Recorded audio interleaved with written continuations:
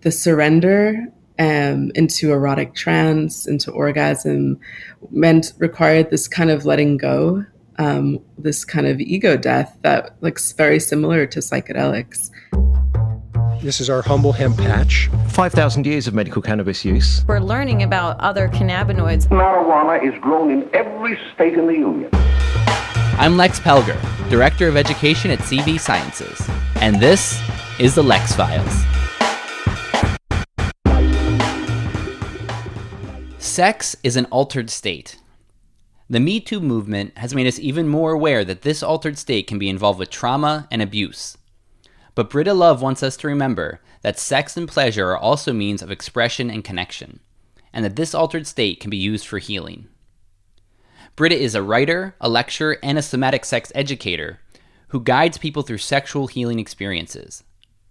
In this episode, she provides insights into how to explore your own pleasure and how to communicate with partners to bring a new level of trust and depth to your love life. We talk about trauma and healing, pleasure and sharing, and our society's attitudes towards sex and sex workers. This is one of our most practical and evocative episodes yet, and I'm sure you'll get something useful from this conversation with Britta Love.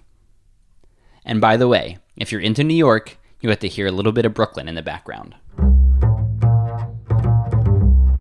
Hello, everybody. Thanks for joining us today, and thank you to Ms. Britta Love for coming onto the show. Hi. There's a lot of things that you work on and do in your professional career. It's kind of amazing how many aspects there are. But the first thing I wanted to ask about was, how would you describe the spiritual side to sexuality to someone who hasn't heard much about that before? And how did you first become aware of that? Wow. Juicy question. Well, I mean, when I think about, for me to be able to understand sex and spirit, I have to sort of kind of undo some of the assumptions that we often have in like Western cosmologies about like, you know, spirit being kind of separate from the body and separate from the physical. A lot of my personal belief revolves around like them all kind of being one, like a less dualistic model. And so to me, connecting to like my deepest self, my life force, my passion, my desire, my connection and interconnectivity with another person, if another person's involved, is a really profoundly spiritual thing because we're experiencing ourselves as expressions of the life force, and that life force is what makes the whole universe flow and function. So I guess that would be my philosophical sort of explanation. I've written more about it, but that's sort of like in summary. And it really came to that understanding just through body experience. For me, it was really this noticing that the surrender into erotic trance, into orgasm, required this kind of letting go, this kind of ego death that looks very similar to psychedelics. Was kind of opening me to other kinds of knowing, other kinds of experiences, and that sex induces an altered state. So, even when we're not having an orgasm, we're getting into a different form of consciousness than most of us are in our waking day-to-day life. And so I really see the practice of embodiment through sex, whether it's alone or with a partner or partners, as a form of meditation, as a form of spiritual practice, which doesn't mean that it has to be anything different than it already is, but just noticing, wow, look how like my pupils are dilated. I'm breathing really heavily. I'm in a different frame of mind than I normally am. I can experience different aspects of my embodiment and my consciousness in this moment. And so it was just really kind of realizing that and playing with it. And a lot of my psychedelic practice was what kind of helped me notice it, because I kept noticing these parallels between the two and they would kind of feed into each other. What advice would you have for someone who's intrigued by this idea of a different take on sex, even if you're doing it the same way, especially if someone is hearing about this and they want to practice by themselves on their own, what Mm. would be some of the first things you'd recommend? Oh, absolutely. I think starting on your own is like one of the best ways because there's so much kind of other material to work with when you have a partner and you're worried about, what their comfort and their desire and pleasuring them. And when you're just sort of focused on yourself is such a great way to really tune in and just start to notice.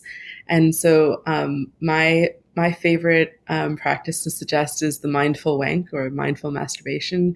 And that's really just giving our solo erotic practice the same time and energy and thought as we might give any other spiritual, meditative, or self care practice.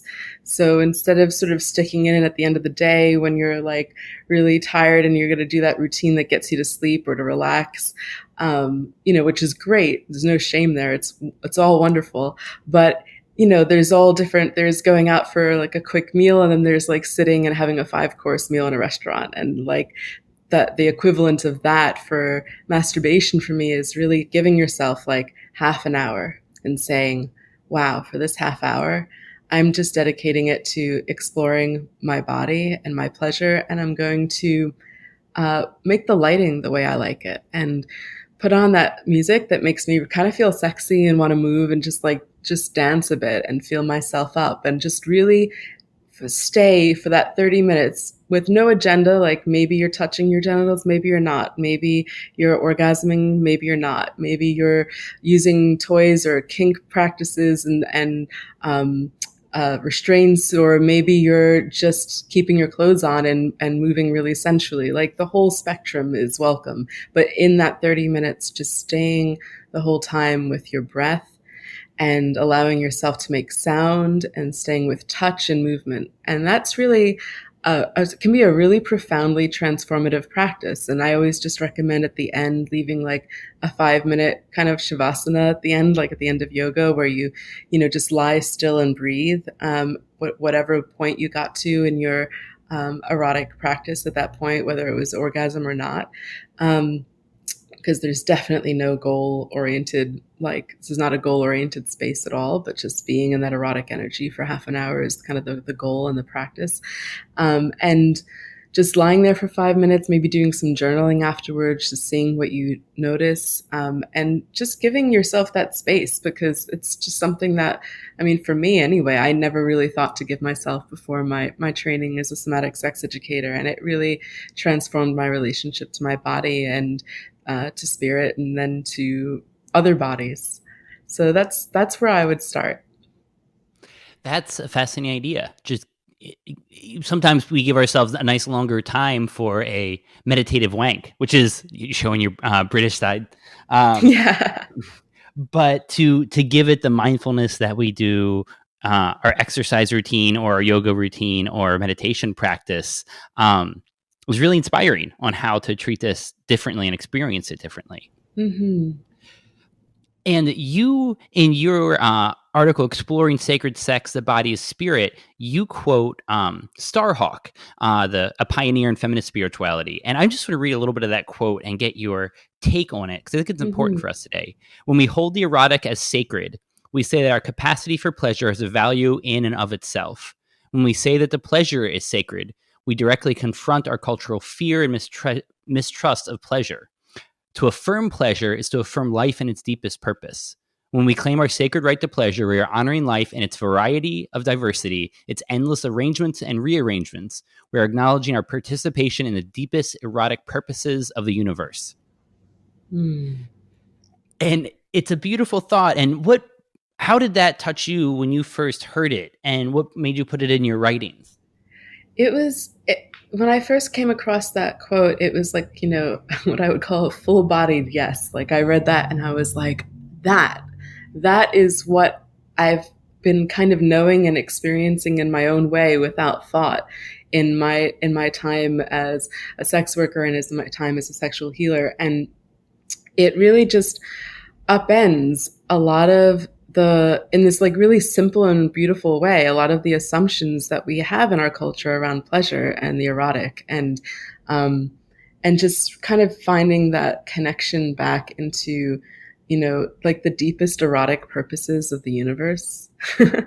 I love that. It's just, And it's true. You look around at life and how life is reproducing itself, and just the eroticism, both of the life cycle of death and rebirth, and also of just the sensual nature of nature, all around us, as ecosexuals well know, of the pleasure of feeling the grass and the dirt and the trees and the wind against your face and the sun, beating down, and all of those things too. And to me, it seems so clear that sensuality and pleasure are just naturally like natural forces of life. And so connecting into that and grounding my spirituality there has given me a whole different a different embodiment, a different place to come from in my approach to spirituality. That's kind of helped me integrate a lot more too, because I feel so often that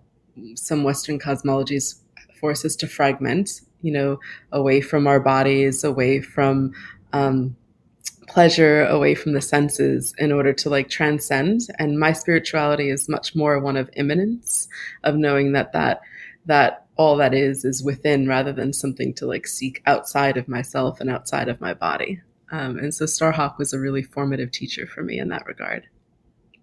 Thank you for that.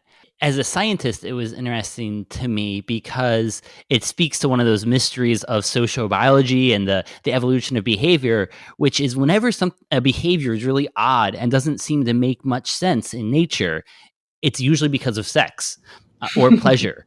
A peacock's tail doesn't make any sense. You're more likely to get eaten, but it gets you laid.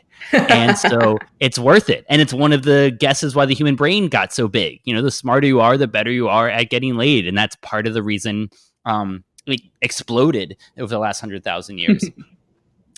And so you're talking about pleasure within yourself and learning from that. So if somebody want to take it to the next level with a partner, what would you recommend for partners who are intrigued by this and want to try more meditative or sacred sexuality for themselves? When I think about partnered interactions these days, the first place that I really go to is actually grounded in my wheel of consent work, because there's a lot of practices that people can pursue that are based in some tantric learning or neo-tantric learning for meditative couple practices. But I actually think that the most profound work that I've personally done that's impacted how I'm able to connect and find pleasure and explore with others is actually working with something that Betty Martin developed. She's the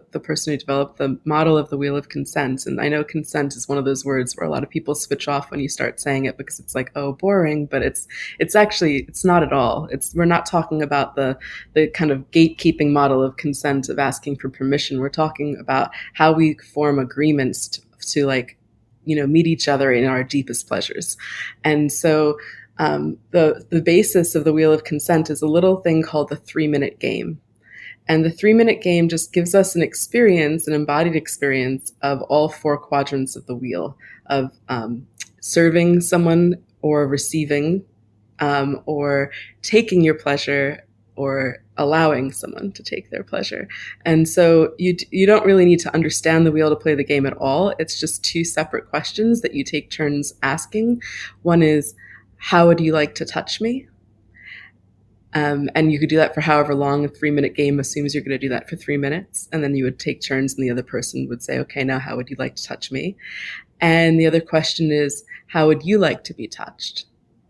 And then the other person would take turns and say, yes, okay, now how would you like to be touched? And so you get these 4 different experiences, which are very different. The experience of allowing someone to touch you in the way that feels good for their hands or their body, it might still be really pleasurable for you, but it's a very distinct feeling from someone touching you because you've asked for a specific kind of touch. And so the reason I bring this up as like my first go-to partnered practice is that anything else that you build on top of that, in terms of partnered exercises, is kind of like assuming that we all have equal access to choice and voice around sex, that we are equally tuned into our desires, equally capable of trusting and valuing those noticings, and equally capable of communicating them. And I find that usually all of those things are not true. The way that we're socialized, especially by gender, I'd say female socialization puts one particularly at a disadvantage, generally speaking, for being able to do those things. But actually, I think all of us struggle with it. And so really coming into experiencing those four different quadrants, the taking, the allowing, the serving, and the accepting of pleasure, it kind of builds a sort of fluency that I think is like required for all the other connections that we want to have. And yeah, ideally in sex, you're doing all those kind of things in and out at once. You're not separating them out into four different quadrants. But the experience of knowing what each one feels like and knowing which one might want to practice more. So a lot of people find taking is a really tricky area for them. Like, what does it mean to really just look at this body in front of me and say, what do I want to do? And just ask for it and seeing if the person's willing to give that gift of allowing you to do that. It's really edgy for a lot of us because we have such negative associations with taking, right? And so taking is like, because of course the shadow of taking, if you're not in the wheel of consent, if you're outside of the wheel in that quadrant, is assault or rape or theft or, taking without consent is a horrible thing. But it's a really profound and important thing to be able to take with consent, because that stops us from doing it in sneaky ways, like asking our partner if they want a back massage when we really want something sexual, or, all the ways that our taking comes out in different ways because we're not able to articulate it. So to me, that's actually where I start suggestions for couples or more who are working together, is to practice that fluency in receiving different kinds of touch and asking for different kinds of touch, because then anything that you build on that foundation will be so much richer and more profound and safer too, in terms of not accidentally crossing a boundary or triggering each other, because you'll have kind of developed that shared language and you'll be more in connection with your own desire, which will give you more, at least it's given me a lot more to operate with when I'm starting to negotiate encounters with other people, because I'm much more attuned to my own desire and also more attuned to what it might be like for another person who isn't able to communicate as well about their desire. So that's my biggest suggestion, is the 3-minute game by Betty Martin, which is like a great little tool. Consent as a way to pleasure. Mm-hmm. Wow. I think one of the times that I've seen that most dramatically, at the very first sex party I ever attended, there was a welcome circle, and I didn't really know how these went. And everybody went around once, who was in the room, and said who they are and where they're at that night. And then people went around and said where their boundaries are and what they definitely would not like to have happen with themselves that night. And then everyone went around and said what they'd really be into that night and what they would be hoping for. And it was dramatic how liberating and I think pleasurable it made everything involved. You knew where people were at. It made it so much easier to negotiate things that felt right. And it just was a dramatically wonderful way to start that kind of encounter, I think. Yeah, absolutely. Yeah. So thank you for sharing that. And it moves into something you're obviously good at. Can you tell me what you do as a somatic sex educator and what that involves? Sure. So somatic sex education, it's a modality that's built on sexological bodywork. It includes that in the training, which is, just to give a little bit of lineage, because I always feel like that's so important. Sexological bodywork was developed in the 80s as a response in the queer community to the HIV crisis, because there was, suddenly a lot of fear around sex, and there was a desire to find safe ways to still be in queer community and queer erotic community. And so sexological bodywork was actually developed as a way to do massage table, one-way touch in a safe way within the gay community in the 80s.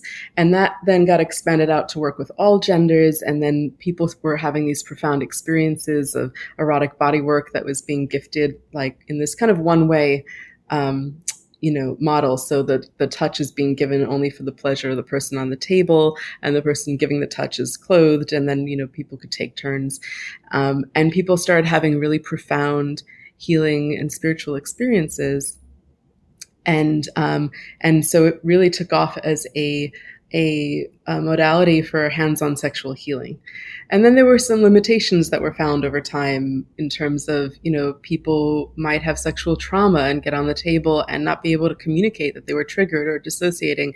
And so somatic sex education sort of took the modality of sexological bodywork and put on these extra pieces of being trauma informed and really learning to take time before we do any kind of hands-on work to make sure the person's choice and voice are empowered when they're on the table. I need to know the person's going to be able to communicate with me about what is and isn't good for them, what will make this even better, and to really make sure it's grounded and centered in their pleasure and not a desire to please me or perform for me in some way.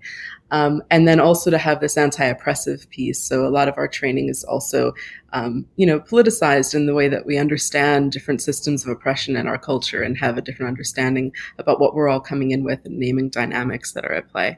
And so somatic sex education now is really a modality where people come for such a wide variety of reasons, whether it's to, as my colleague Katie Spataro says, unwind the trauma of patriarchy in the body, to find more embodiment of pleasure and to find one's voice around sex.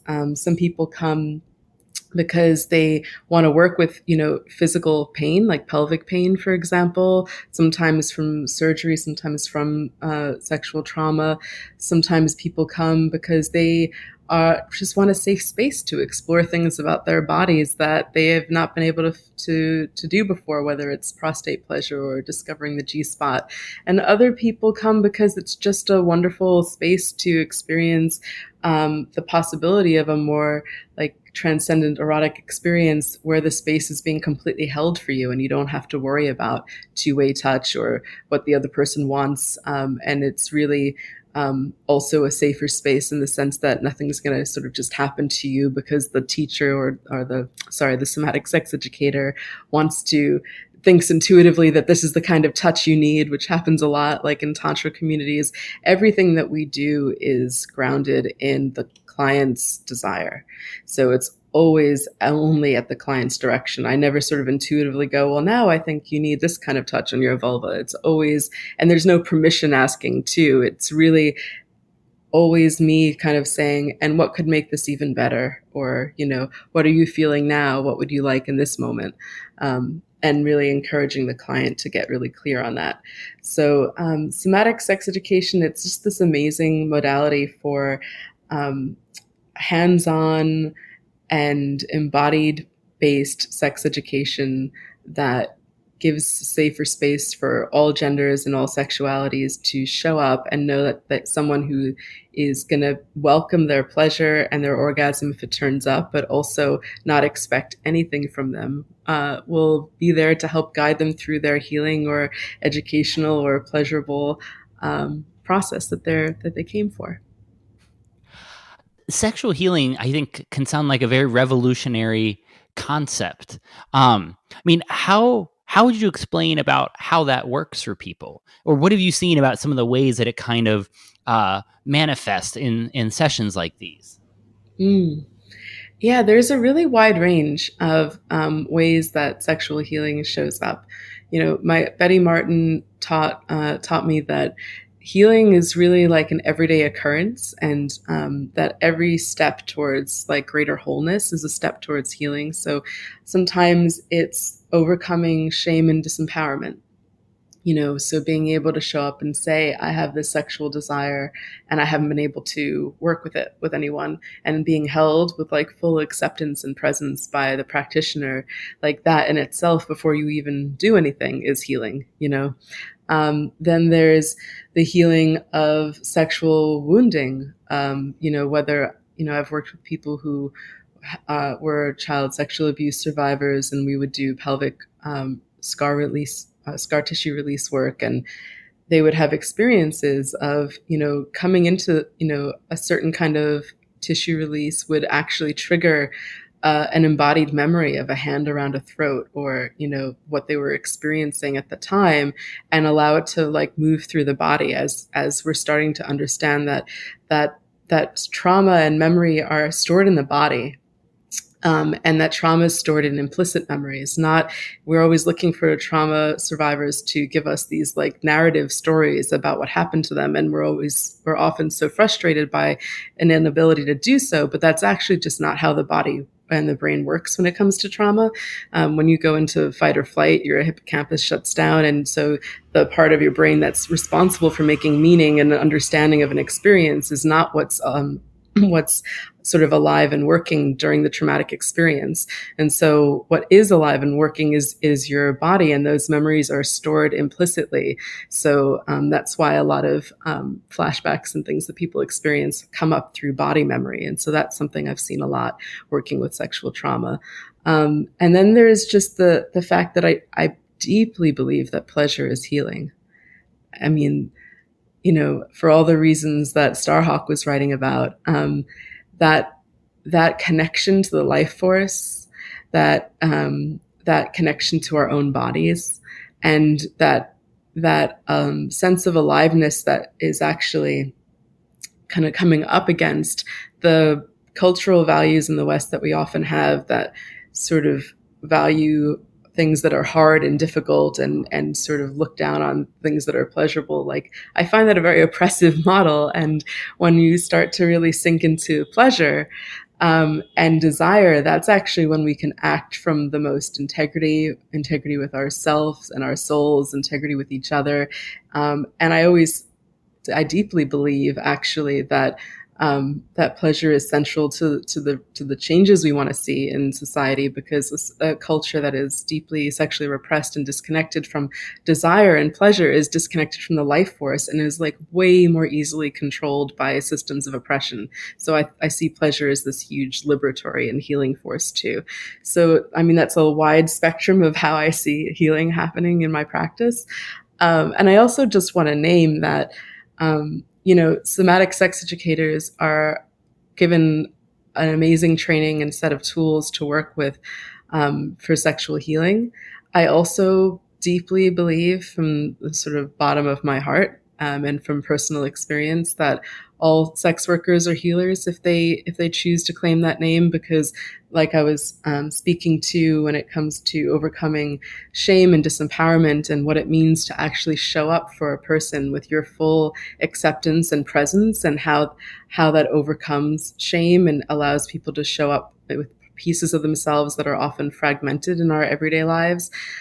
Sex workers are experts at that. That's what we do. And I still consider myself a sex worker, because as my teachers for somatic sex education taught us on the very first day of the training, we are sex workers too. There's I don't believe in the hierarchy and the division of, these sex workers are here just serving people for their pleasure, and these are sex educators and healers and tantrikas who are doing it for your spiritual enlightenment or your education. I think that's another one of those really false dualisms, and it's really, I think, dangerous to hold on to that in the name of some more respectability, because you're really throwing other sex workers under the bus. When I believe that sex workers are expert sexual healers, if they choose to claim that name for themselves. Thank you. That's actually exactly what I was going to ask about. Your line I see from you a lot. All whores are healers. Yeah, and it's such a great way of saying something that's really very true. Hey folks, it's sponsor time. The company is CV Sciences, the product is Plus CBD, and the discount code for 20% off is Lex Files. And remember, the top 3 reasons to use that code on pluscbdoil.com. Number 1, I would give Plus CBD to your grandmother, because I gave it to my grandmother. Number 2, I was the biggest skeptic. Then I started studying the endocannabinoid system. Number 3, I know firsthand that CV Sciences is committed to pure science and to enhancing well-being. So when you find yourself in need of CBD from true agricultural hemp, consider Plus CBD, the number 1 CBD brand in the United States. That coupon code is LexFiles, and the place to use it is pluscbdoil.com. And so I wanted to ask you about the war on sex work in the United States and in the Western world. And what challenges you see for people who are sex workers, and how would you like to see this done in society? Regulations or decriminalization, or what would be best? Yeah, we're living in a really hard time for sex workers in terms of oppressive laws and and the fact that we've done a lot of there's been a lot of radical shifts in at least in more progressive circles in terms of how we understand different interlocking forms of oppression, race and gender and sexuality. Sex work is often one of the last forms of like oppression to be really looked at, even in progressive circles. Like whorephobia is a really common thing. And this is, I always say stigma kills, because the dehumanization, like the casual hooker jokes, the casual whorephobia, which actually ripples out to impact all of us in terms of shame around our pleasure or being a slut or all these kind of constructs, they're all rooted in whorephobia. And that whorephobia allows us to casually dehumanize sex workers who are, regardless of whether you believe all whores are healers, it doesn't really matter. Sex workers are erotic laborers. They do work that's just as valid as any other worker, and we deserve workers' rights, and we deserve human rights, and basic and pretty systematically across the world, with very few exceptions, those rights are denied. And in the United States, we've had FOSTA SESTA passed in the last couple of years, which was a law that was, had total bipartisan support, and just was sort of framed as a tool that the government needed to end sex trafficking, which is often conflated with consensual sex work. And that law has been used basically to shut down a lot of the websites that sex workers use both to advertise and to keep each other safe. And so there's this kind of like constant cycle that's happening, and there's a new set of laws that they're trying to pass now, which are the Earn It Act, which similarly will really endanger sex workers' rights on the internet. And it's a really vicious cycle, because when you take away the tools that we have to keep each other safe in an underground labor market, like safe lists of clients who are, and bad date lists, and different Facebook groups or other groups where sex workers can come together and share local information about what's happening or get support from each other, or safe spaces to advertise cheaply online so that people can stay off the streets if they choose to. These are really important resources that are being shut down in the name of stopping trafficking, when we actually know, if you read, Amnesty International has come to this conclusion, many other big global organizations have come to this conclusion at this point, that decriminalizing sex work is the way that we keep sex workers safe and the way that we end trafficking. Because sex workers often are the ones who have the most information about trafficking, because they see it. They see other situations that are not consensual, and they have information, but they have no safe way to report it. And also, a lot of the time when we finally so-called rescue someone who's been trafficked, they're actually criminalized because they were doing sex work. So there's all these ways that the laws are really oppressive and harming people in like deep, deep ways. And really, these laws, we don't need a new set of regulations. My beliefs on this are very similar to my beliefs on the drug war. I believe that from what I've seen in places that have tried to regulate and legalize sex work, it inevitably creates this two-tier system where, more privileged workers or workers who don't mind being, on a government registry for life as a former sex worker will do all that and be above board and be protected and have legal rights and be able to call the police. And migrant workers, street-based workers, drug using workers, workers who don't have the means or ability to apply for the licenses will remain even further underground with less access to protection and resources. So I don't believe the regulatory model works. for keeping sex workers safe. But I do believe we just need to strike the laws off the books that criminalize consensual acts between two adults. I think we're in the year 2020. I think we can do that now. I think we can maybe accept that it's not really there's no moral difference, and certainly not one that needs to concern anyone else, between dating someone who's got money because they have money and charging by the hour. In fact, I'd argue the latter is a lot more honest. So I really think that's we've got to be able to wake up and just be able to stop really harming people in the name of this kind of puritanical ideology. And I think what's very dangerous is that what we've seen since the kind of 80s, where the porn wars were lost and we've kind of moved to this more sex positive era, is this kind of unholy alliance between evangelical Christians who were always had an anti-sex work agenda and some of the second wave feminists who never moved past a anti-sex work agenda. And they've kind of joined forces to really create this huge anti-trafficking movement that is actually based, for the most part, when you look at the biggest organizations that raise the most money, all of them have in their charters that they don't believe that consensual sex work exists or can be possible.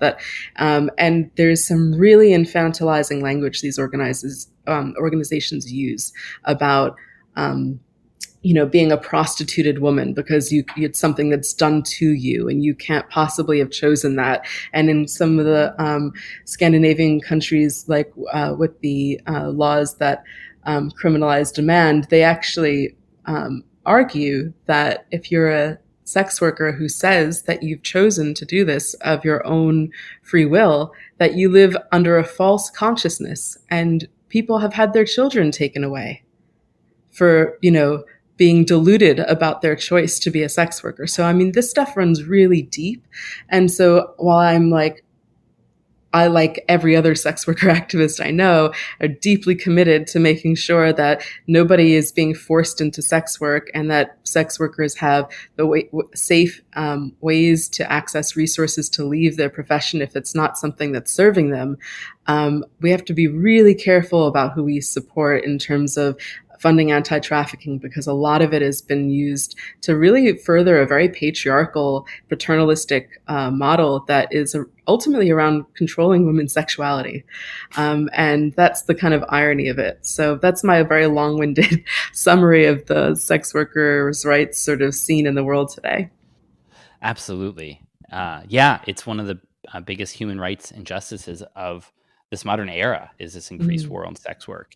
And I'd say it's encouraging to see places like New Zealand and India where there is a more feminine-led response into how the laws are getting drafted. And they don't always work out perfectly, but I mean, there are models out there for how this can be. And by and large, people are happy with them, both the lay public and the sex workers. Absolutely. Yeah. I mean, in New Zealand, that's like the gold standard of kind of, in terms of what we've discovered works so far, in terms of keeping sex workers safe, allowing for mobility in and out of sex work, as per the desire of the sex worker. And just really, and then that destigmatization, which I think happens more slowly. You can't legislate that, but by creating culture and laws that support that perspective, then you start to reduce the harm, because there's a reason that so many serial killers have chosen sex workers as their victims. It's because they know that we dehumanize them enough that people won't notice or care. And so that's really what we have to really deeply change to keep sex workers safe. Amen.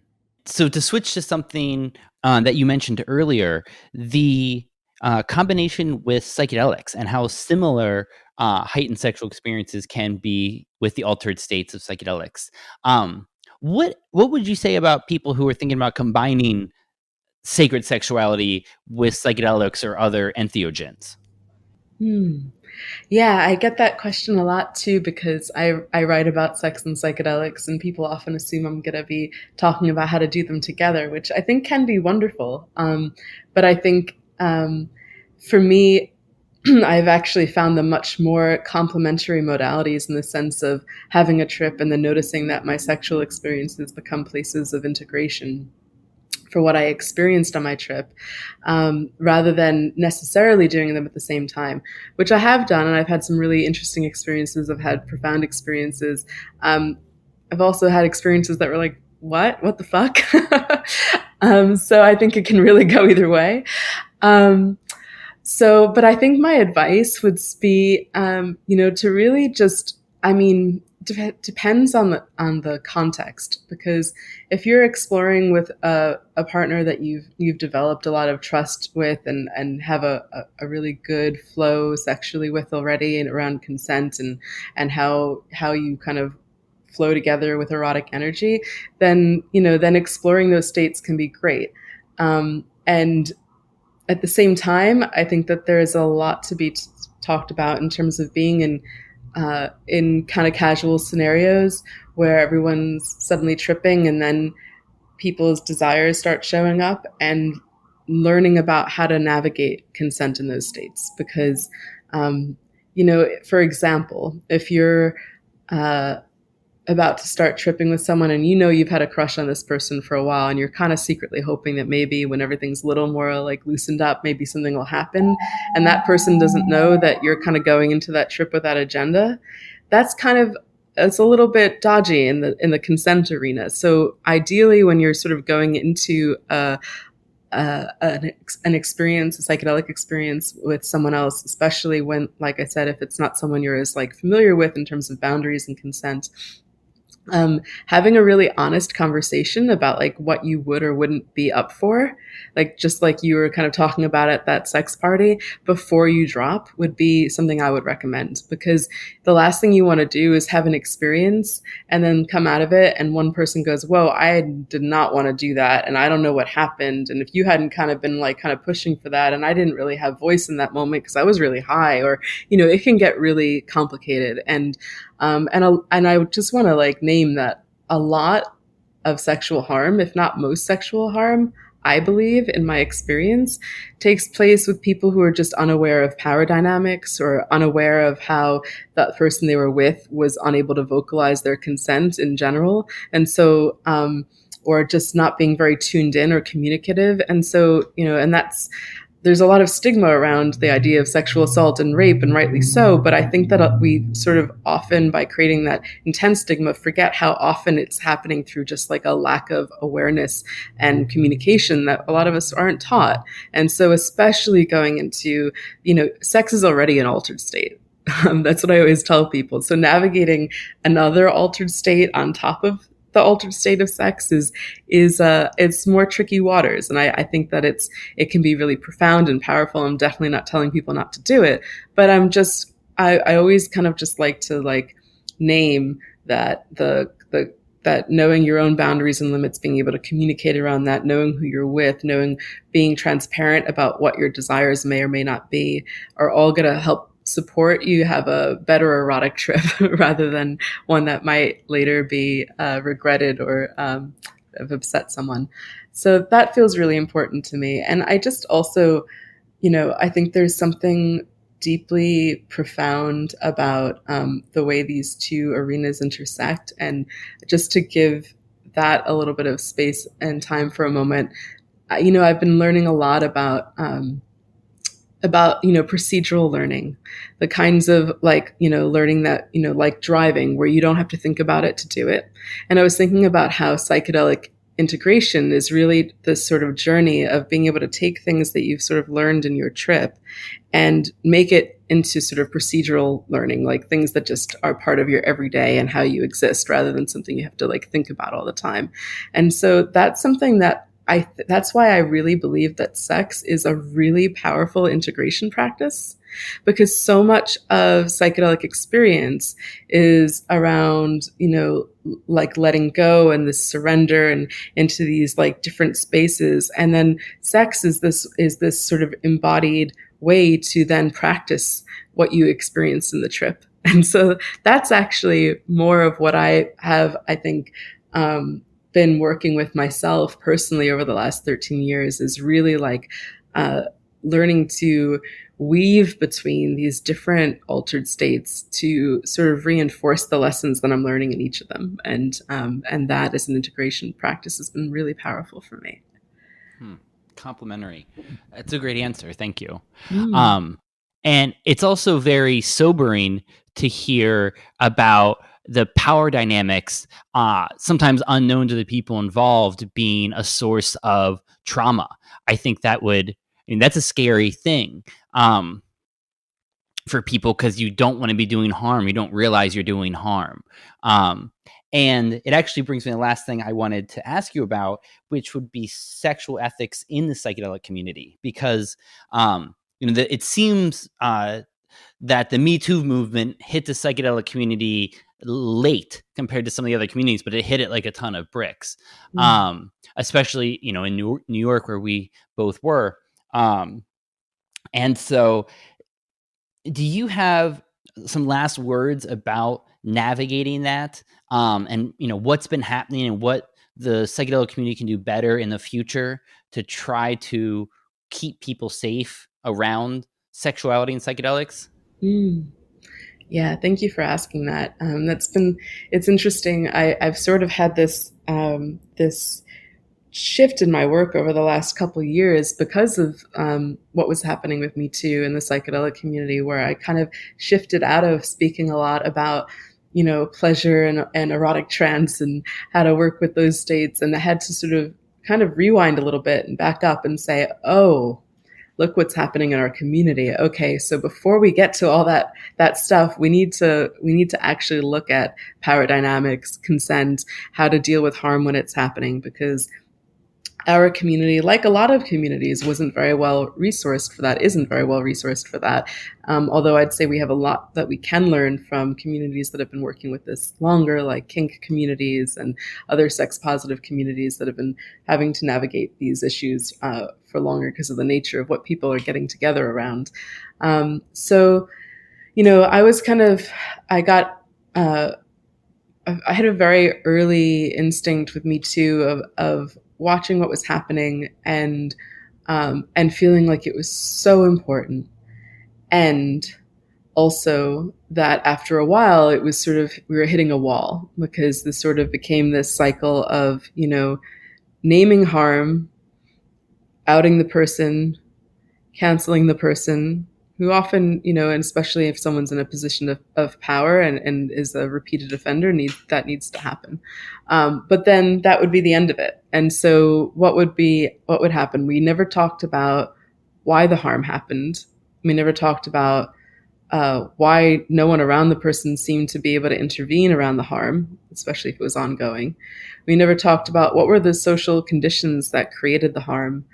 And then at the end of the day, we disposed of a person who ultimately is going to be sort of floating downstream to the next community and hasn't really learned anything about how to behave differently, other than don't get caught doing X, Y, and Z.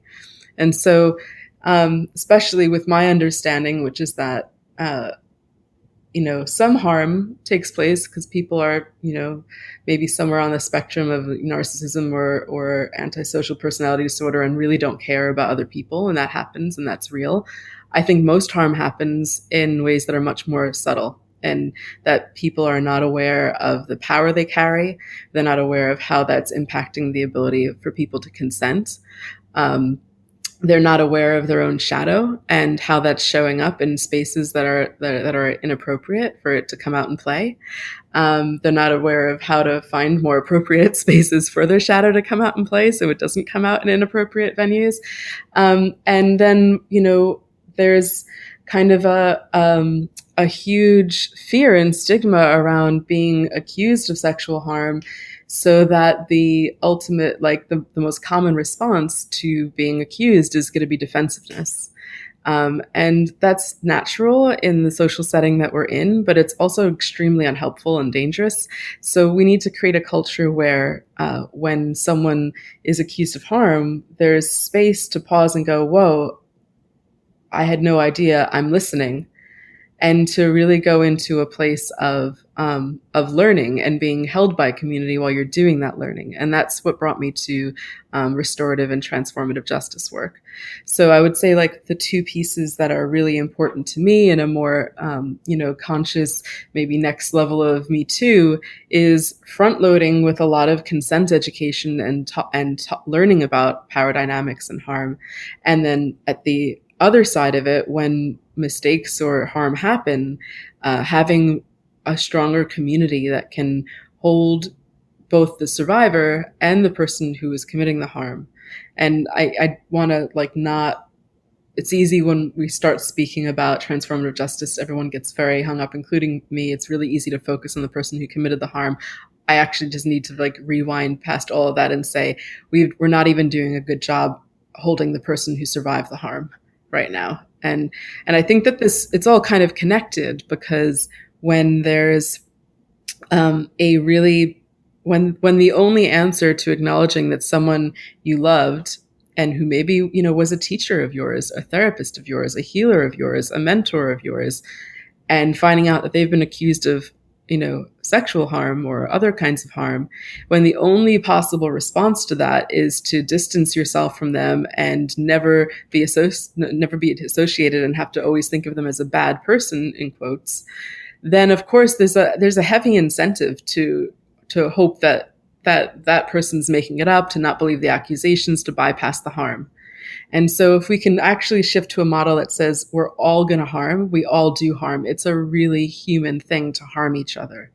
But what we need is a culture of accountability where we can really become more resilient to hearing that we've committed harm, to showing up accountably to when we need to back off from our power position while we do some work around how we're going to prevent that harm and understanding why that harm happened to begin with. Then we can maybe have a culture that's a little bit more able to believe survivors when they speak up, to not re-traumatize survivors by putting them through, a million questions and doubt and making them kind of go through a trial when, like I said, a lot of traumatic memory doesn't hold up to the standards of questioning that a lot of people want to subject survivors to. It's just not how the body works. So I'm trying to talk about a lot of things at once here, but just to flesh out a little bit more of what this could look like. For example, when you're looking at consent, we're not just looking at, like I mentioned earlier, asking permission. Oh, now I have permission. Because, what's permission between a healer and a participant? Right? There's a pre-existing power dynamic. That means that we're not really taught how to hold our power in our culture. And if you're a healer, if you're a therapist, but you have regulatory boards that say as much, so that should hopefully be a lot more obvious. But other less formal power dynamics as well. If you're someone who's constantly platformed, given the mic in psychedelic spaces, you hold power. And I know no one's officially given you a moment of hey, you now have this power, and we need to be more conscious about sleeping with the person who comes up to you and asks you a question after that event. But we're missing that. We're missing that discourse, because that is what happens, is that we start to put people on pedestals, and that pedestal creates a dynamic, and that undermines the possibility of true consent. And we need to be able to talk about that.